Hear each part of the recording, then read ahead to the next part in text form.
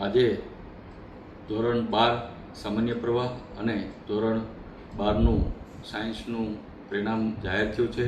તેમાં પાસ થનારા તમામ વિદ્યાર્થીઓને અભિનંદન પાઠવું છું, સમગ્ર ગુજરાતના વિદ્યાર્થીઓને। અને સાથોસાથ સમગ્ર ગુજરાતની અંદર મારા બોટાદ જિલ્લાનું સામાન્ય પ્રવાહનું જે પરિણામ આવ્યું છે એ સમગ્ર ગુજરાતમાં બીજા ક્રમે રહ્યો છે અને સાયન્સમાં વિજ્ઞાન પ્રવાહમાં ત્રીજા નંબરે આવ્યો છે। એટલે તમામ મારા બોટાદના જિલ્લાના વિદ્યાર્થીઓને લાખ લાખ અભિનંદન આપું છું।